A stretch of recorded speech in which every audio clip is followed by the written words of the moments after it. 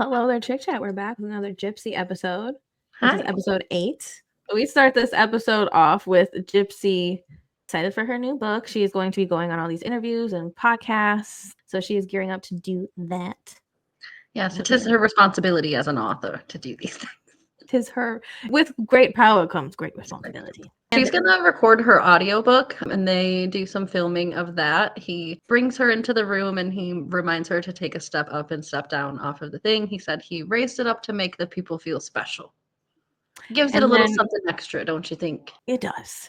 So she gets in this recording booth and she starts reading the epilogue, which is apparently a letter to her daughter. And she starts getting immediately emotional before she even starts. And he says, take your time. And then immediately, it seems like the way it's edited, Gypsy, anytime now. And then she's like, just breathing. So she explains in the epilogue that she wrote her epilogue the day that she had her first sonogram, which she explains in the epilogue that she wrote in the epilogue. What? Yes, she does. It's very meta. She says, I wrote this epilogue while explaining to you in the epilogue. And it also very meta that this happened on June 10th, which was also the same day that her mother was unalived. Why does this keep happening to her? Like, this happened on this day, and then when she had the baby, alleged, whatever, it was the same day that she got out of prison. Mm-hmm. And then she broke up with Ryan the same day as Rod's birthday, the same day as Rod left Dee Dee. What is up with these serendipity days? There are a lot of serendipity days. And also remember what we say about Gypsy, that she lives like a year within a week. So, in the course of a year, she does a lot. I guess. But yes, I mean, there is a lot of strange serendipity sorts of days in her life that must be an eerie kind of feeling. She tells her unborn daughter at the time, Aurora, that all the decisions that she's made in her life, whether they're good or bad, have been with the hope of having her. Precious.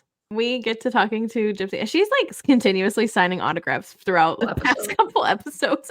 Obviously, I feel naive now, but I naively assumed last episode when she was getting all those books delivered to her that they were going to deliver her 2,000 books to sign. And now looking at just 2,000, that's not even 2,000 papers because she's got like 6 of them per piece on each page, and she's got stacks this thick, 2 of them. I'm like, wow, I don't know why I thought they were going to deliver her 2,000 actual books to sign. Yeah. She's just signing these little plates that get put into the book. I guess, yeah. I mean, I guess it's like the faster way to do it, but I would probably prefer it just on the book. I'm just weird, but I just worry about having 2,000 books in your house. What if there's a fire? I guess. At that point, you just have to get 2,000 more. So Rod says that he read Gypsy's book in about 2 sittings in 2 days. And it probably was a difficult read for him. I mean, regardless, the past was rocky for him and Gypsy and Dee Dee. That can't be easy to read, regardless of if Gypsy is telling the truth or not about some of it. It's still what she perceives in a way, or what she's putting out there. So that's something he's got to deal with, right? Yeah, and this is her dad. I don't think he feels the way that a lot of the general public feels. I'm sure he really believes her story and what she's telling him. So I can definitely imagine that these were hard things for him to sit with, and he should feel guilty for some of it. I mean, we don't know or have a crystal ball, but I think he definitely could have protected her more. He could have probably tried to visit more, be more involved, at least ask more questions about what in the hell these procedures were for, and showing up at these procedures so that there was more than one person just going on and on. Because, Gypsy has said at times that the doctors didn't even speak to her most of the time. That thinks they were under the impression that she had a low IQ and things like that. So they really just carried on talking to her mom. But I wonder if her dad was in the room, if he would have pushed Gypsy more to speak to the doctors herself. And then the doctors would have known that she can at least speak for herself, and they can ask her more direct questions. And I can't understand that Rod was young at the time, but yeah, I think he could have at least been there. He did also say, I remember in one of those documentaries or something, that a lot of people just believed Dee Dee when it came to all the medical stuff because she had a medical background. I believe she was either a nurse's assistant or something like that. Yeah, so people just thought she knew what she was talking about too. Yeah. But, here we are. Rod is terrified of Gypsy starting to drive. Whether he cared about her back then, he does care a lot about her now. And I think that that's pretty clear. I think Rod has changed a lot. And yeah, I mean, you see all the selfies around of Gypsy in their house. Yeah, I think that they really are the family that they say they are. I know a lot of people even have questions and theories, well, at least that they love each other. I think that they actually want these relationships, but they might not go about things the way maybe you or I would. Families are weird. Yeah. Let's not, pretend that all families don't have some weird rules going on or some weird stuff like that we just don't talk about. I think every family has its things, some more than others, of course. I do think they're a family at the end of the day, but do I think they handle certain situations a little bit abruptly? Yeah, but that's what happens when Rod's out on the boat. It is what happens when Rod's out on the boat. We need that man to be the stable thing in the life of these two women. Even when Kristy's opening Gypsy's mail later, he's questioning it. He's like, "What's going on?" I know. And that's the thing. I just wish Rod would have been around then. And maybe he probably definitely wasn't like this back then. I'm sure he had a lot of maturing to do and learning and growing up. But that's the exact questions that needed to be asked for Gypsy back then, right? Like, does she feel comfortable with this? Are you sure? It's just, I think that those things are necessary. And while I thought that question was kind of silly, I mean, I wouldn't want to be opening up my own hate mail. I think that it's really nice of Kristy to take time out of her day to go through this stuff. I'd be fine letting her do that too. Right. I think it's definitely a valid question for Rod to be like, does she feel comfortable with you opening her mail? Because technically you ain't supposed to do that. Well, Kristy's kind of facilitated a lot of things for Gypsy so far. That's the thing. I almost worry that Kristy, not in a way that Dee Dee did, of course, because that was just completely disordered. But I wonder sometimes if Kristy is enmeshing herself in this relationship. Or becoming Gypsy's personal assistant at the very least. Right, which that would make them dependent on each other. And I think that that's not a healthy place for either of them to be. Not that Gypsy's going to harm anyone. It's hard though, because I can also see from a certain point of view, Kristy, she's making up for what she thinks Gypsy missed out on in a way. Like she's overcompensating. Totally. And Gypsy's home with them all the time. So she feels very protective of Gypsy because she's pregnant and the baby's an Anderson. Not really. The baby's not really an Anderson. I just, it's not. Last name. Rod says that Gypsy needs to make sure to drive a lot with him so that when he does get himself. Do you see that baby by your mouse? So I thought it was a baby too, but it's a squishmallow. Oh my gosh. I know. I thought so too. But we should probably cover that for the people just because I'm sure they're going to wonder as well. Oh, wow. Okay. I know. I thought it was a baby as well. I got distracted by it last time you were talking. And I was like, why is there a giant-headed baby? Okay. Thank you. Anyways, I'm sorry. What were we saying? Rod wants to feel comfortable when he's out on the boat with Gypsy driving back and forth to New Orleans with a baby at nighttime and all of this. He says it's a very serious situation.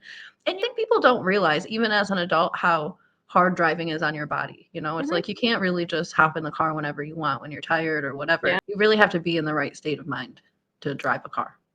And especially when you haven't done it since you were young, I think when you start at 14, 15, it kind of just becomes second nature to you in a sense because it's all you know that you've been doing. I mean, for us, we're 32 years old. We've been driving for almost 20 years now. If you think about it, we're 3 years away from driving for the last 20 years and we're still young. So I mean, for Gypsy, if she's just starting at 33 or something years old, it's going to be even more difficult for her because it's information that she's not used to, that she has to retain, information that just comes natural to us. She's really got to think about now. And not to be funny, but she's taking it all in on a pregnant brain. And then when she goes to use that information and actually drive, she's going to be like newly postpartum, completely sleep deprived. You're not thinking straight at that point. I think it is a really serious thing for her to be a new mom, a new driver, driving 2-3+ hours to New Orleans, which is the biggest place in Louisiana. It is a serious thing. And we all know she's going to be driving back and forth to New Orleans a lot and probably sleep deprived a lot and have this baby with her the whole time. I don't blame Rod. He seems like he's scared out of his wits, but I don't blame him. He also is reassuring, though. He's not like, this is terrible, you can't ever leave the house. He reassures her that it's probably going to be okay, but he just wants to make sure that she drives with him. Crossover this episode. If any of you guys watch our Teen Mom reviews, we do get to see Kale on this episode. She's, of course, not on Teen Mom anymore, but she was one of the, not the original, but she's been on it for a while. Every now and then we talk about her, too. Give her a mention. Gypsy tells us all about her schedule she has going on for her being an author and all of her responsibilities. And today we're going to watch her go to Barely Famous. And then another day she's going to go on the Andy Cohen show. She's also going to go on Andy Cohen. They kind of play this off as if it's happening in the same sitting on the same day, but she's obviously dressed different. She has the same outfit for Andy Cohen as she does a different scene later on. As she does for the driving thing. Yeah. But here's our girl Kale. Here she is. There she is, girl. Yep, Hello. and we're gonna talk about Gypsy's book, My Time to Stand. Maybe later, My Time to Run Out of that damn bookstore, but we'll get there. Time to run. My Time to Run. It's like a ping Experience pong thing. Kayla asks a question, then Andy will ask a question, and we kind of just go back and forth. Yes. Wasn't a whole lot of new information here other than what I was talking about earlier. Not that that was necessarily new information, but I think just we haven't heard that question asked of her. But a lot of times people ask her the same kind of questions, like, at what point did you know? I did think it was interesting to hear Andy Cohen ask her what she thought was going to happen afterwards, considering that she was responsible for what had gone on. I've always wondered that too. What did you think was And I know a lot of people say on documentaries that I watch and stuff, like when people interview the perpetrator, that a lot of people say that they don't really think about the time immediately after they commit a crime. They think about what they're going to do either with the money they steal or with the thing that they got or how they're going to live their life because of what they've done, but not so much how they're going to get away with committing a crime, which sounds like the so wild. investigation and all that. Right. But I guess that probably speaks to the fact that you're not in your right mind most of the time when you're thinking through these things. Yeah, I mean, there are some people who do think that through, and a lot of those people don't get caught, I think. I don't know. I feel like it's hit or miss, but yeah, she did not think it through. I don't think she was even, I don't want to say she wasn't smart enough to think that part through, but she probably just kind of low-key was. I don't know. Yes. At the end, I think she kind of wraps up both of these podcasts with just saying that she hopes that it's a story that can be hopeful for people who might be going through any kind of violent or manipulative types of relationships. I did think it was good that she gave some examples of what that can look like, because a lot of times when you're abused like Gypsy for so long, you truly don't know any different, and you don't know that something, even though it feels weird, is manipulative, is abusive in some form. And it's completely emotional abuse to tell somebody that nobody will ever love them, that nobody will ever take care of them the way that a person, the way that I will. That's complete manipulation. And it's not true either. Like, you don't know that to be a fact. That's completely bonkers. I think it's good that she puts those words out there too, that people know exactly what that sounds like, because I think a lot of people don't when you're in that situation for so long. Regardless of how you feel about her, at least that message is a decent one. Yeah, I mean, that's a valid message, whether it's coming from her telling a lie or whatever. The words are important. Whether it's coming from Bear in the Big Blue House or Ted Bundy, it don't matter. That's facts. So we get a lot of sprinkles of the public this episode. As usual, the public has feelings about her book coming out, about the epilogue being a letter to her daughter. Some people are really grossed out and offended by that. I can see why people would feel that way. It's a book about a lot of things that are not healthy, and yet it's also the truth, unfortunately. I think that there has to be a way in some capacity to explain the truth. But I haven't read this book, and I know that there's some other things that people probably wouldn't want to read about their mom and their sexual life and stuff in this book. It's hard because this is Gypsy's recollection of the truth, and I've heard that parts of it are different than parts of the investigation and things like that. So as with Gypsy, sometimes there is some inconsistencies, I'm sure. I have not read this book either, so it's hard for me to really judge it, but I've been thinking about listening to the audio about driving around here or there, whatever, or as background, but I don't know if I want to actually sit down and read it, but I wouldn't mind listening to it maybe. Isn't she narrating it though? Wouldn't that be kind of weird to hear her voice? Maybe it'll really put me there with her in the moment, yeah. Right in the chair with her. Yeah, so I think that this woman that's talking is an abuse survivor herself, and she points out that she feels like it's sad that sometimes when abuse victims are not the perfect victims, that people tend to turn on them or blame them or shame them for something that they feel that the victim has done wrong. And she's just out here, I think, to remind people too that at the end of the day, victims are victims. I don't know how y'all feel about Gypsy, but victims are victims. I can get behind some of that just because I totally can, yeah. People were really supportive of her in the beginning, it seemed like, but I know a lot more information has come out since, and she's kind of just talked too much, honestly. If she just would have had her first original story, went with that, had one story left, went away, I think she'd have more support than not. But everybody's finding holes and things, and now you're going to be a controversial figure. I mean, thing with not on that level, but even if you look at the Kardashians, there's so many people that dislike them because they're just too saturated with them. So, I think dislike is a kind word. I mean, people really have hate for them, truly. Like, and other people, but But it's like even Kardashians, they did a collab with Crumble Cookies a couple of weeks ago, and I was looking at some of the comments of people's reviews. People will do Crumble Cookie reviews and whatever. People are just so nasty towards the Kardashians for no reason. I mean, I understand not liking a celebrity in particular. There's plenty of reasons not to like celebrities, maybe even especially the Kardashians. But at the same time, like I've said before on this channel, like a life. If you are that consumed with hate over a person that you do not know, find something constructive to do with your time, please. Honestly, we like to talk about everything, but we like to kind of stay. Yeah, I'm here to be entertained, though. Like if you're so angry that your blood pressure is high, like sometimes Amber makes me feel, and if you felt that way constantly about the Kardashians, right, that you're so mad at them, why comment? Why interact with their stuff on social media? It's like, get a life. Like, go find Why mess with your aura and your blood pressure? Yeah, it's just wild. I get something out of following this. I'm not mad for people following this or feeling emotions from it, but goddamn, if you're just on a hate campaign for somebody, like a lot of people are, Gypsy too, I do think it's time to find a more constructive hobby than hating someone. Yeah, waste of time and money and resources and things. I mean, if you think about it, the more you parade against somebody and the more you're helping them out, even bad publicity is good publicity, right? Same thing with all these influencers talking about Gypsy's book. I'm sure that prompted people to want to buy her book as well. Yeah. Anyways, Gypsy is doing driver's training. She sticks out in this room like a sore thumb. She decided to wear her fuchsia pink brand suit to the driver's training place, which is fine, but it's like everyone else here decided on a gray and tan dress code, and you must have just missed it. I know. This was a really weirdly set up, I felt, classroom situation. Like, randomly gets handed a computer to take this test, and only she takes it. And I don't know if she had some kind of accommodation because everyone else did look like they were taking a written test. Did she not use a pencil? Did she have vision problems, maybe? Or because I know she does have some legitimate abilities. I don't know. I noticed that. Yeah, I thought the laptop was strained. Everybody was looking at her. Most of the people were looking at her butt.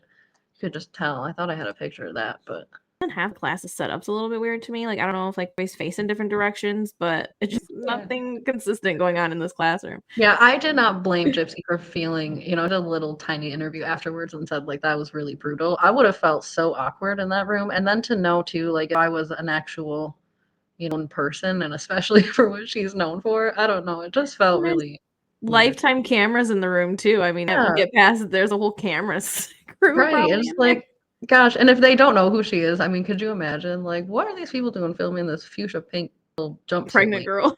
Right. Like, what the hell? She did pass her written test for, I'm guessing, to start her class or a permit or something. I don't know.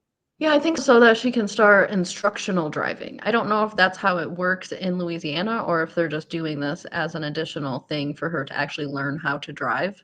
Yes, when I was in driver's training, we did instructional driving while we were in the driver's training class before we got a permit. So maybe that's what she's in this class for. I mean, it's the same lady that was in the test that is also going to be driving around with her. And this is where we get Kristy opening Gypsy's mail, which she is using gloves just in case there's some in there, maybe some kind of poison, arsenic or something like that.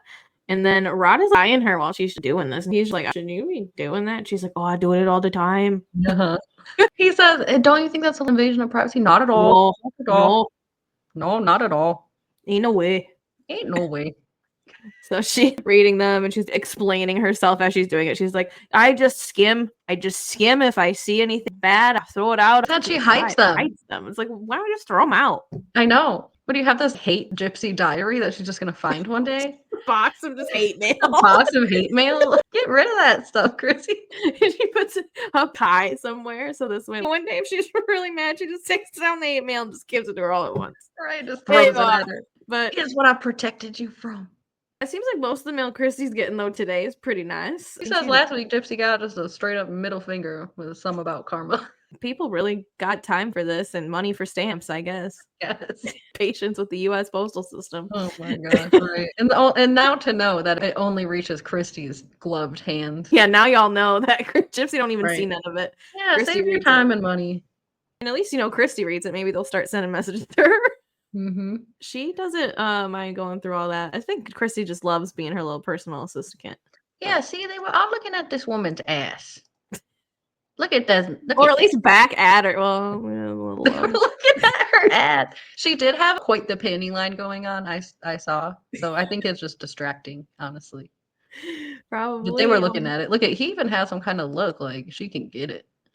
He had his lips. She's pregnant, obviously pregnant. Look at his lips are poked out. This guy looks like he's being punished. Anyway, so Kristy is talking to Gypsy. Apparently, she's waiting for her instructor to come pick her up, which I'm like, what a service, you know? It is, yeah. This is a full concierge here. She's asking Kristy where the blinkers are because Kristy's saying, just do your best. Use your blinker. The basics. She's like, where the blinkers? She's like, you don't know where the blinkers are, Gypsy. I mean, it just is so obvious, right? That she's just never driven. Never. She's never even paid attention. I remember, like, I started driving and stuff. Like, I used to, like, pay attention to my parents driving. Like, I didn't know where everything was, but I still have a semi-feel. It seems like when Gypsy's in the car, she's just on her phone. Pay no mind, no matter. Probably playing games, playing Yahtzee. I mean, we've seen her in the car enough to know that this girl is just on her phone. Like, she's basically just in another room in a house. Yep. Gypsy does talk about being excited to drive, that it will be another level of independence, but she also reflects on being in a pretty serious car wreck with her mom, which left her mom pretty badly injured, and Gypsy in the care of grandparents who, according to Gypsy, abused her. And they were on that documentary and sounded a little weird, so I don't know. Certainly probably not your best place of living, but Gypsy has not had very good luck with that in her childhood. Yep. Even now, she's all back and forth. I know. So she goes on this little driving extravaganza, and this girl is the slowest driver in the world. I mean, she really has never been behind the wheel of an effing car. Oh my gosh. She was going horrendously slow. I don't know if she even had her foot on the pedal. And then she stopped for people that were turning left when there was no reason to do that. Lifetime needs to go to jail for that overhead shot. People, what was that? Well, I do have a distinct memory of the first time that I got behind the wheel of a car, realizing that the car will move even if your foot is not on the gas. And that took me a whole minute to wrap my head around that. So maybe that's what she's doing right here. Something. Like, why is the car still moving? I don't know, but this must have been torture for Gypsy. She just did this for 4 hours. It got dark. That is so long. I remember going student driving, but I feel like it was only like an hour. I remember it being a really long process, but we would do group drive, so there were two other students. Yeah, we would too. Yeah, but it wouldn't be longer than 2 hours. It wasn't 4 hours. Never 4. I mean, but I don't think a teacher could sit in a car with 14-year-olds for 4 hours. True. I mean, I don't know if you have to have a certain amount of instructional hours before you get your permit or whatever. So I wonder if she's just trying to get them in chunks. I remember you had to do a certain amount of hours to get your permit and a certain amount of hours to get your license. So I think it's probably that. A certain amount with the instructor and then a certain amount. Your permit, you have to like log hours too to get your license. But damn, did the girl go to New Orleans and back? Did they go visit Ken? Man, the speed that she was driving, no. I don't think she made it out of the city. They might as well, though, have tried that. Get her at least used to the route. Right. I do know a couple of times when I went driver's training, we stopped before and got dinner and stuff like that. So maybe they weren't driving the whole time. They must have stopped to eat. I mean, pee and, some. Get a drink, stop at a drive-thru. That was part of it. Well, the main thing this episode is this book launch, which Gypsy, as part of her responsibilities and duties, has to go to an actual bookstore where people know where she's at and sign books and talk to people. And that's just not going to work for her. No. She gets a call from Mike, her lawyer, who's letting her know that the trolls are doing the full zhuzh on the bookstore. And Gypsy is just not trying to hear it at this point. It does sound like she warns people that interact with her, that she has this hate following, as she says, which I think is pretty accurate. With dealing with her, people are going to come after the business. They're going to leave bad reviews, blah, blah, blah, which is what they did. And Gypsy is frustrated at this point that she has been warning people about this, asking for security. And now we're a couple days out and everybody's like, oh man, all this crap's happening. She's not trying to hear it. She said, you guys can deal with this security problem. I have major anxiety about this. Please don't talk to me about it anymore. She's not trying to hear it so much that she's just playing chess by herself. Like, what is this? Like, is someone playing this with her? It felt so maniacal. I think on the second watch, because it was just so maniacal the way she's playing chess and just like, I am disappointed. But I think she was actually putting the chess pieces back. where they're supposed to go. I think that they were already played. I don't know. She was putting them back. Why wouldn't she just put them back? Do they just leave a chessboard out all the time? It looks like someone's playing with her. Maybe so her and Ken, had to stop mid-game. Chess can take a while. Is that candle duct taped? Maybe. I don't know. I'm just confused. There's a lot going on this table. Okay, are we at Grandma's house? There's Legos. See, the Legos don't surprise me. There's even a Lego instructional book. I mean, Dean does. I mean, we be putting stuff together. Adults love Legos. But there's so much this randomness here. There's a chess thing, and I was just confused by her playing chess. I was like, what is going on here? Is she playing it? Maybe she is cleaning it up, but where's the box? Like what? People do keep chessboards out. Maybe, but aren't those like the really fancy ones? Someone who keeps out one of these on their table isn't going to keep their chessboard out? Possible. Pen possibly came from the 1800s. But just on your dining room table, like all the time. Isn't there somewhere else it could be? That's why I feel this. Anyway, so yes, Gypsy is upset that the bookstore is getting a lot of hate and it's making her nervous for going to this book signing. She's saying, like people are crazy. She doesn't want to get hurt, which I totally understand. I mean, that would be scary. You have such a big hate following that you really don't want to put a target on yourself like that. At the same time, it's also kind of ironic, like, I don't know, whatever. Either way, I just can't help but point those moments out sometimes, but it's a little ironic. So she's still signing these things, and she's telling Ken, this is like the only time we see Ken, I feel like, this episode. We only see him a little bit. Yeah. So this is a real Gypsy-led episode. They still ain't got that Christmas tree. Nothing with it. Hope there's water in it. Gypsy talks about how she's nervous about this with Ken, and she says that having her location, date, time, all of that out to the public, this is the first time that this has happened with her. She's never done anything like this, and that she feels that this is how people are harmed. And I mean, that's a way, I guess. Takes one to know one. We will move on from that. So Ken asked her, if this is so bad and you're so anxious about it and we're worried about your mental health and your safety and all of that, do you really have to do this? Is it something that you can back out of or not participate in? And she is adamant that she has a responsibility as an author. With great power comes great responsibility. I got to look my haters in the face. Must put herself at risk. For the book. It's very important to sell 600 books. So if I die, I sold the books. If you're legitimately worried about being harmed, and then in the same breath, you're like, it's very important to sell these 600 books. Well, it's like when she signed this contract, wasn't this all explained to her? You're going to be doing this, and that. Like, she could have then been like, I don't feel comfortable. Either she wasn't paying attention, or in her words, she was talking to Mike, there was some kind of miscommunication where she wasn't aware. Now, is she not aware because she's not paying attention, or was she not aware because she wasn't told and this was added on or something? I don't know. But or maybe she just genuinely thought, because it started 3 years ago, that the public wasn't even as angry with her. That's very true as well. I mean, they could have given her this contract straight out of jail. She could have thought, or in jail. Yeah, she could have thought she's going to be the next big star. If they started 3 years ago, you would think they would have signed the contract before that. She probably was in jail when she signed that contract. I mean, with her lawyer, manager.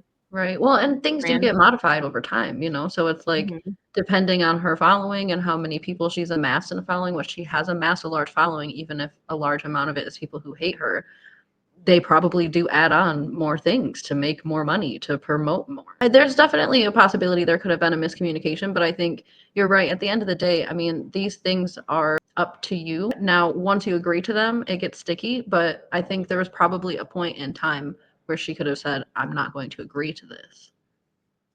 It sounds like she's agreed to it now. So I'm sure she could pull out of it somehow, but she might have to pay a fine or something, and she's got to sell these books. So she had a mission to go on. What I thought was kind of funny, and maybe I'm just being like silly or petty, I don't know, but it was so weird to me that Ken acts like he's so concerned about this book signing.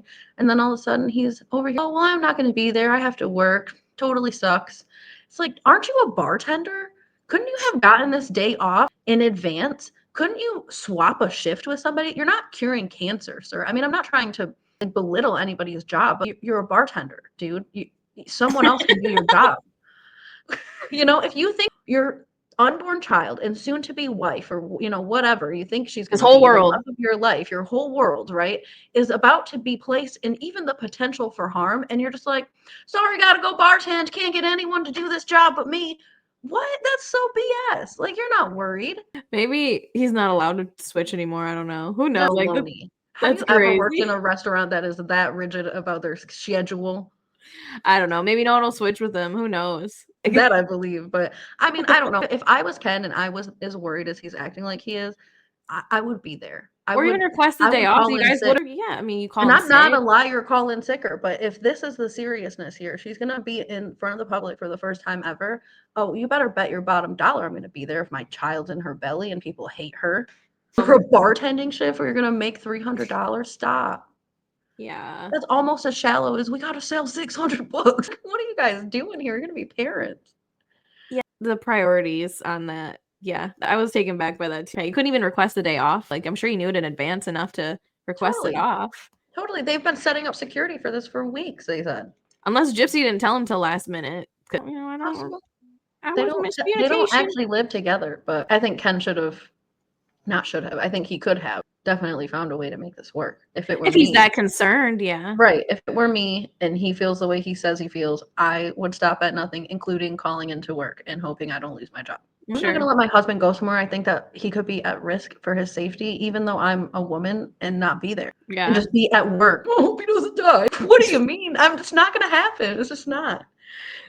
Yeah. I mean, I think he knows that she was going to be okay because of Rod and Chris being there. But at the same time, yeah, I see what you're saying. If you're really that concerned, then you should probably make an effort to be there at the least. Or at least explain to us. I tried, no one would work my shift, or you know what I'm saying? Like, at least try something. I don't know. I can't like, call well, off I have anymore. to work, which sucks. They would know if I called off, so I can't really do that. Like something, give us something Right. more. But yeah, there was no explanation there. So yeah, but here we are. So the internet is a buzzing. They are gearing up to go to this book thing, and they're justice for Nick, justice for Dee Dee. There's gonna be a vigil. People really went crazy about this. It's like you've said a bunch of times, people get a life. You got nothing better to do. I truly hope all the people who showed up to protest at least just still live in Louisiana. Yeah. If you traveled from out of state to do this. There were a few people I think that did travel. I'm sure there were. I'm sure there were people who got on physical planes and flew there. Well, wasn't Bree, that one girl or whatever, didn't she get someone kicked out that traveled to be there? Yeah. I know she got someone kicked out. I don't remember what she said about her, but it's possible. I think she said that the person traveled to be there. I don't care. It's the closest you're going to get to Gypsy. This bookstore looks kind of crazy. It almost looks like a thrift shop. It looks like a bunch of different mini stores or something. I don't know. I got the vibe that this is maybe a bookstore inside of a market, or there's other things going on in here, but it seemed just so chaotic and open and just very different. Open. Mm-hmm. The bookstore people, we get to watch them run around and figure out how they're going to handle this. And obviously they've never done this before, but Gypsy's manager lawyer is there to facilitate and be with the bookstore people helping this happen, and the police and everybody else. So they're definitely trying to stay on top of this. They're getting these tickets in order. And they already have a blacklist apparently of people who are planning to show up and cause trouble. So they make sure to inform the police of those people. It just seems like such a production. Holy cow.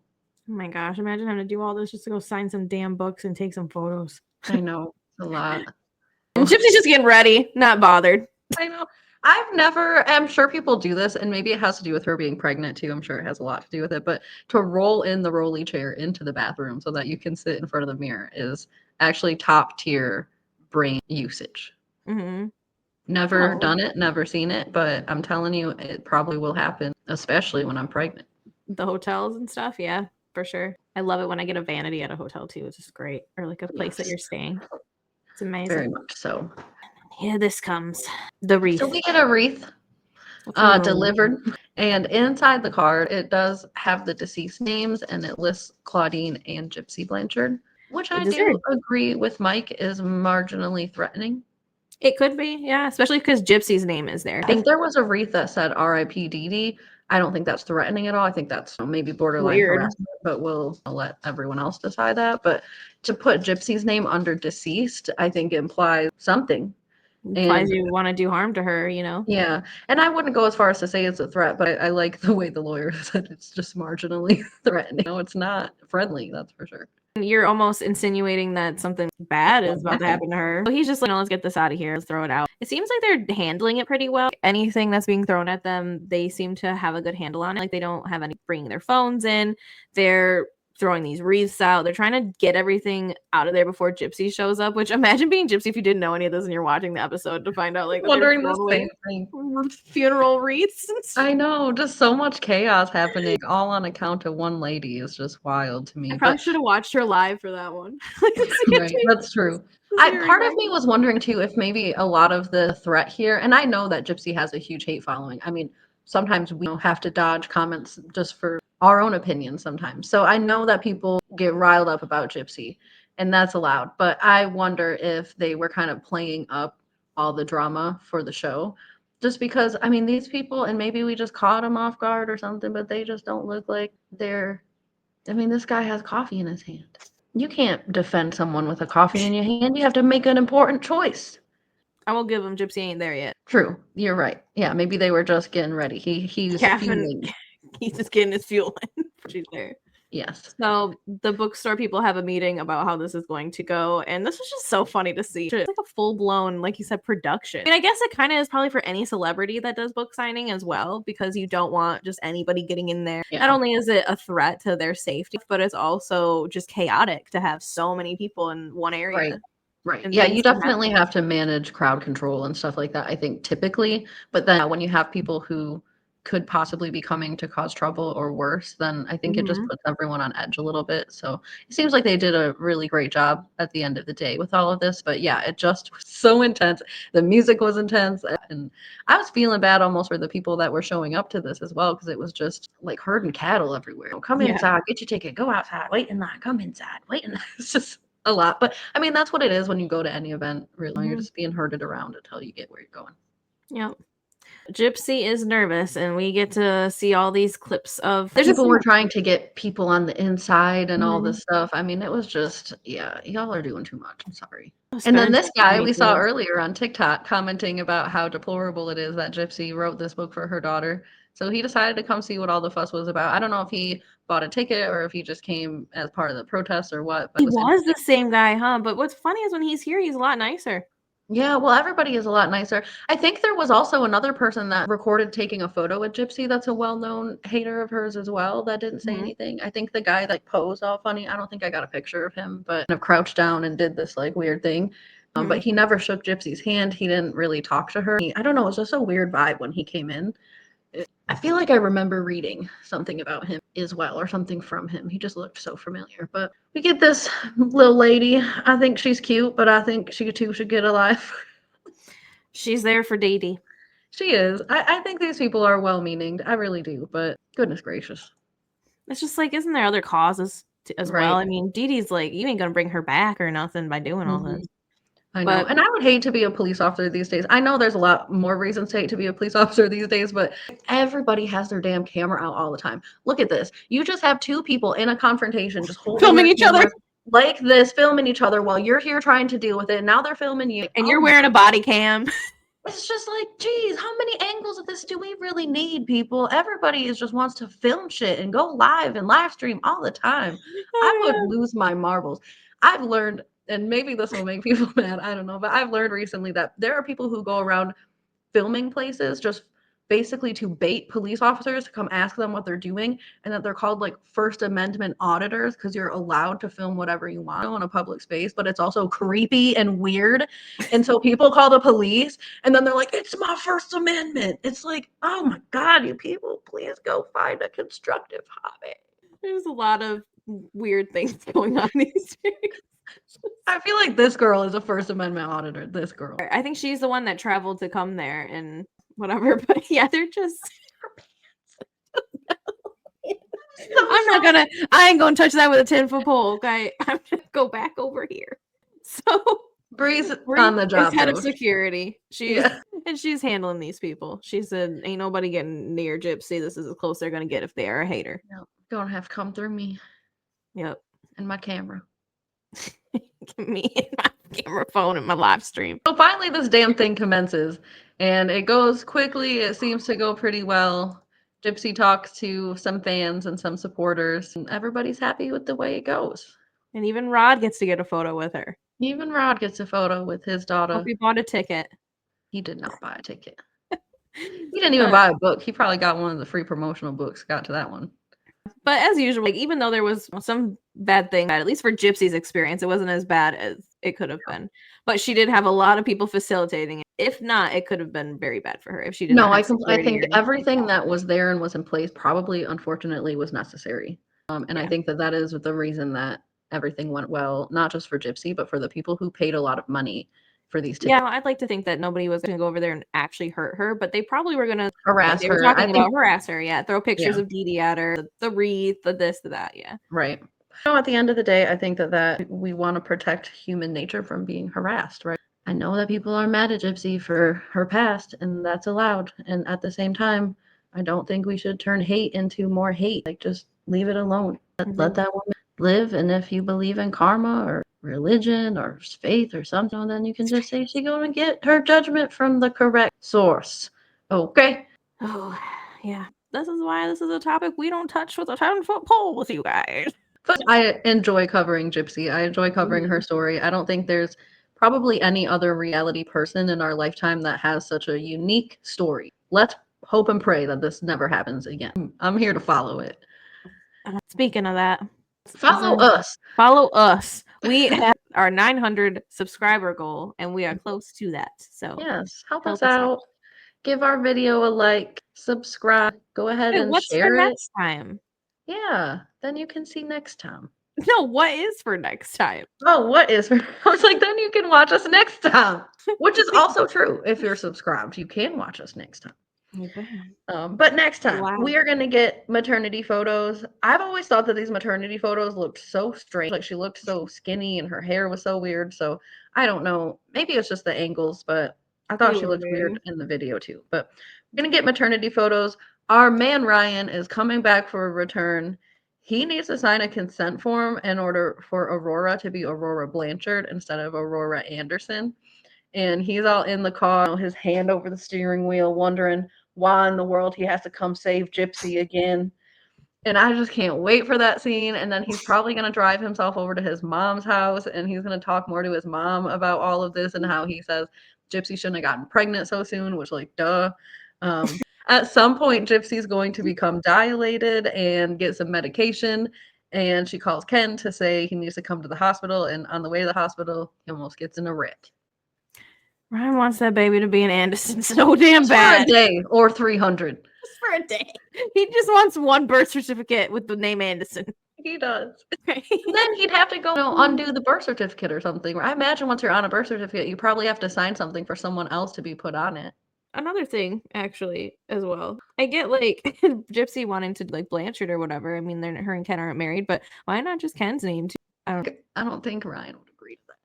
Okay, so I don't know if that's really the reason, because that's not his baby. Like, I know, but I think this man thinks he has more power than he does, just simply because he needs to give permission right now. The baby like, this has nothing to do with you, truly, but he has inflated his sense of being involved because he has to sign a consent form for a baby that's not his. Bail Gypsy out once again. Her and Ken feel better, he said. Because the baby's How are you gonna feel, Mr. Ryan, to have a baby born in Anderson that's not yours? You think that's gonna make you feel better? I missed him so much this episode. I know. I can't wait to see that man. You know what? I will give it. Maybe it's edited a little weird, and maybe it's not exactly. They tend to be edited weird in the previews.